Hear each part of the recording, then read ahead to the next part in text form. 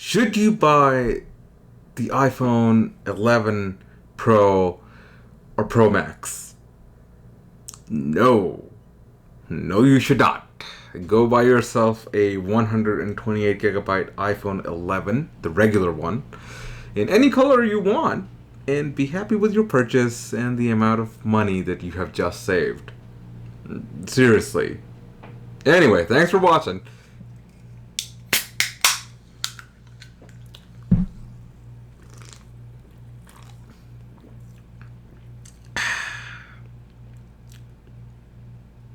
Oh, you're still here. Okay, then I roll intro, I guess.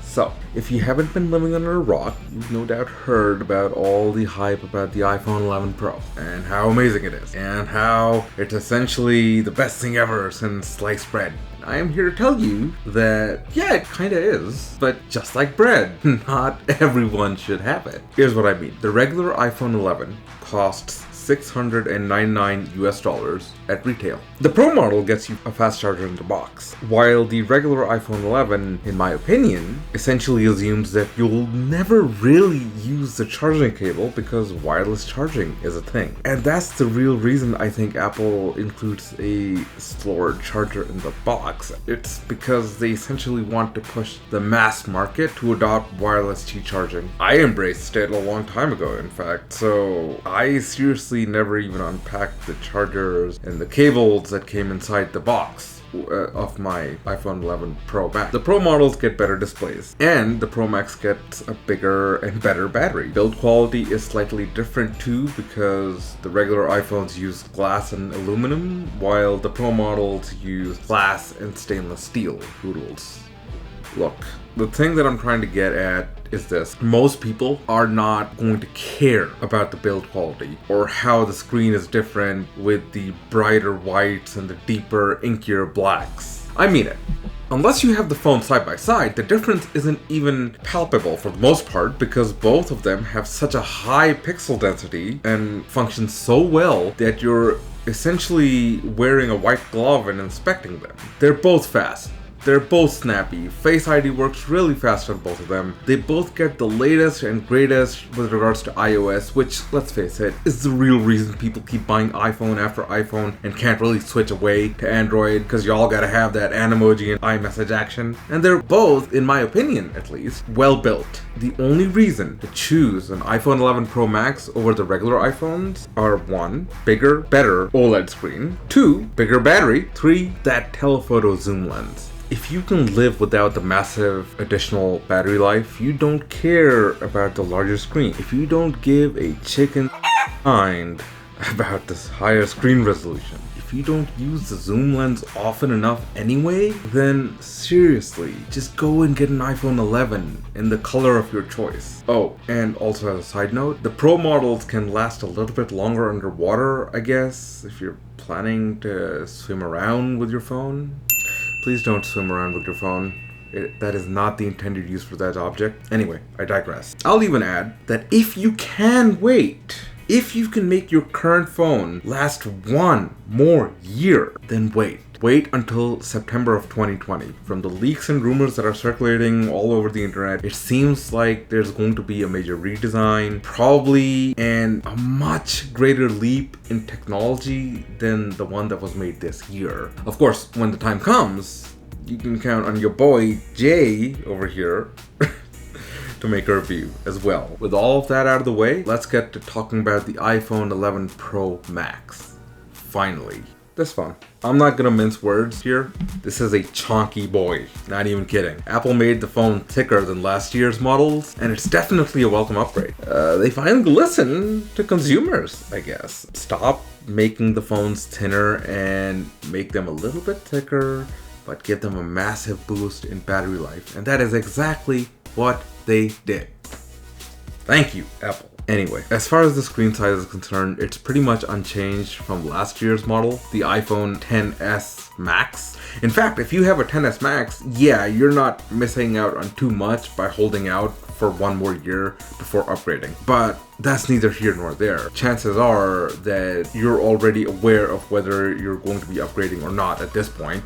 So I'm not going to waste your time by telling you whether it's worth it or not to upgrade. You decide. I'm just here to tell you like it is, but I do want to make sure that you don't have buyer's remorse or feel like you're missing out on something with either decision you make. So let's talk about that camera. I'll put up some specifications on the screen so you can gawk at it, but suffice to say, this is seriously one of the best cameras I've ever used in a smartphone, period. On the iPhone 11 Pro Max, the only difference really is that the 2x telephoto optical zoom lens. That's about it, really. Other than that, the cameras are the exact same as the iPhone 11. It's a 12 megapixel camera that switches seamlessly between the 3 lens system. No, seriously, this is the fastest and easiest switching I've ever come across in a smartphone. From the people online who've done comparisons from not only this smartphone camera but other smartphones such as the Google Pixel, the Samsung Galaxy line, so on and so forth, the results seem to be consistent. The iPhone 11 Pro Max seems to produce better results more consistently,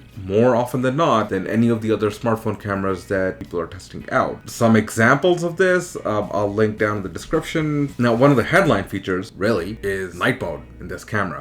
It activates automatically the moment it detects low light scenarios. It seems to have some sort of built-in stabilization system as well, and can, in fact, detect if you have the iPhone hooked up to a tripod to achieve an even better result. The computational photography magic that Apple has pulled with this one is just outright astounding. So for your average bear, this is seriously one of the easiest low light cameras to use just out of the box in the default app. No special tweaks, settings, or apps required. Now, without going too much into detail, what you need to know is this. This camera will take better low light photographs than pretty much anything else out right now. The objective isn't, it seems, to make night look like day, but rather to make night look like night, but at dusk, if that makes sense. Just a bit more well lit.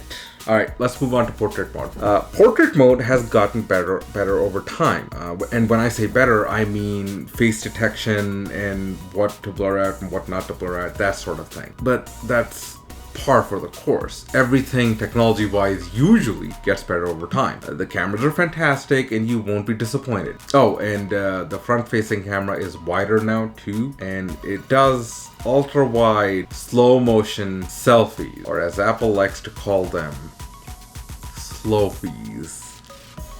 Listen, if you're the kind of person who wants a portable tool, a tool to paint masterpieces with, light, matter, sound, silicone, and glass, and this is it, bar none. This is the best tool that you can buy that will allow you to do that. It also happens to be a decent phone. Now, as for how the phone looked, it looked good, but at the same time, it doesn't look that much different. I mean, other than the Mickey Mouse-esque camera placement on the back, it's still a slab of glass and metal, right? The only difference really is the texture on the glass, polished finish of the material on the metal bands on the side. The 11 has aluminum, while the Pro models get stainless steel. Ooh, yeah, I don't care, and I don't think most people are going to care either. Why? Because I put my phone in a case from day one. Anyway, for those that do, there you go. I will say though that the textured glass on the back kind of feels nice for those rare occasions when I'm handling the phone without the case. The notch, of course, is there. Not that I mind or care at this point. For me, I got used to it with the original iPhone X. And now, it's gotten to the point where I don't notice it. I don't care. The phone still has lightning on the bottom. For God's sake, Apple, at least let the Pro model have USB-C already. Well, I guess that's just something for 2020 then, isn't it? The lack of USB-C has never really kept me from owning an iPhone, and it's not going to happen this time or anytime soon either. Also, they did this thing with the speakers where it's supposed to have Dolby Atmos. I don't hear it. It's nothing different. It's a smartphone speaker. It's not going to blow anybody away. It's not going to shatter expectations anytime soon. It is what it is. It's a smartphone speaker and expect it to perform as such. If you're a regular person and you don't consider yourself a pro photographer or a pro videographer, then just go buy the iPhone 11, because I do think that you'll get approximately 80% of the features of the Pro models for a significantly lesser price if you just buy the iPhone 11. So I cannot recommend that the average consumer go out and buy the iPhone 11 Pro or Pro Max unless you've just got the money to burn and you just want the latest and greatest. If you're somebody who is super budget conscious and you're kind of locked into the Apple ecosystem and you need to upgrade and you can't hold out any longer, but cost is the main factor, forget the iPhone 11 or the 11 Pro. Go buy the iPhone XR or XR. Don't get the iPhone 8 though. That thing is getting too old for its own good, okay? Just go buy the iPhone XR and you'll be fine. Now, with those two things out of the way, if you've got small hands, get the iPhone 11 Pro. If you want the larger screen, the bigger battery, go buy the Pro Max. In my own personal usage, I usually lift my phone up from the wireless charging pad at around 8 a.m. in the morning, and I keep using it all day long without charging, and I still end up, at the end of the day with little more than 50% left in the battery most of the time. Oh, and before I forget to mention this, I'm not even sure how many people were even using this feature, but yeah, 3D Touch is no more. Sadly, I miss it. It was better and more efficient than a long press to access contextual menus, and I am genuinely sad to see it leave Apple's phone lineup. I hope that one day they bring it back. Now, I was impressed by night mode, but that's not a Pro specific feature. You'd get that even in the regular iPhone 11. Now, if you're wondering why I titled this review Siren Song, look no further than the definition of the phrase. According to the Merriam-Webster dictionary, a siren song is an alluring utterance or appeal, especially one that is seductive or deceptive, which is what this product is. It's deceptive in a few ways. It calls itself Pro, but it doesn't offer nearly enough features over the regular iPhone to justify the much higher price tag and the Pro label. And before you say, well, there's the bigger battery, yes, I will concede that I can see a certain segment of consumers who'd be like, take my money, Apple, just because of that larger battery. But I don't think that for the average consumer, that hike in price is worth the trade-off.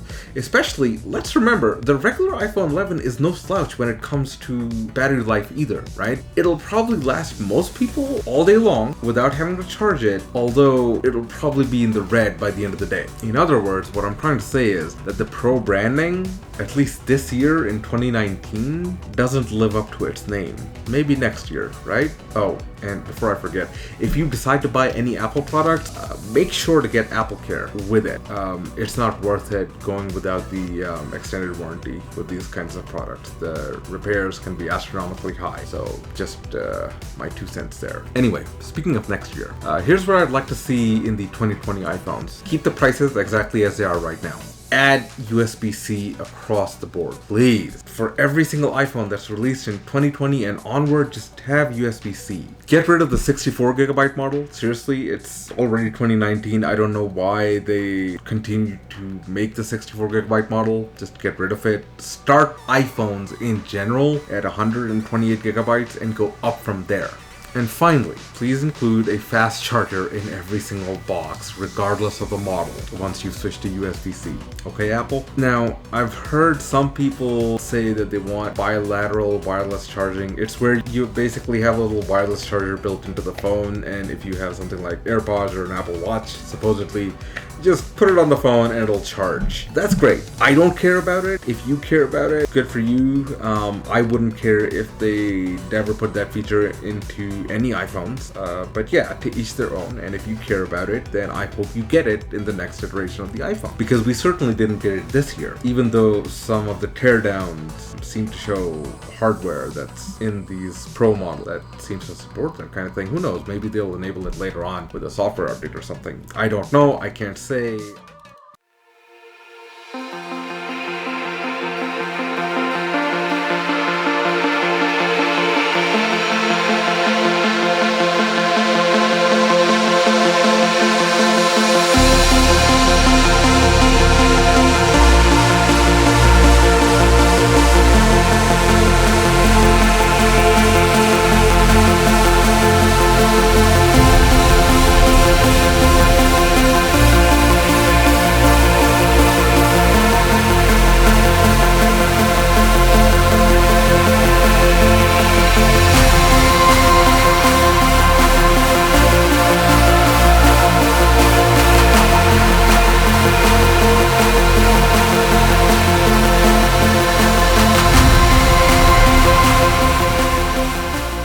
So that's it. That's my review, overview, thoughts, whatever you want to call it, on the iPhone 11 Pro Max. Don't get it, save your money. If you can't hold out for one more year, then go buy the iPhone 11. If you're not locked into iOS, I hear the Samsung Galaxy is a great alternative to Apple's walled garden. Anyway, if you enjoyed this video, hit the like button, hit subscribe if you want to see more of this content or this kind of content from me. I try to upload at least one video every week, and hit that little bell icon because YouTube is YouTube and it won't really notify you unless you really hit that bell icon. My name is Jay and this has been your Dactyl Report. Until next time.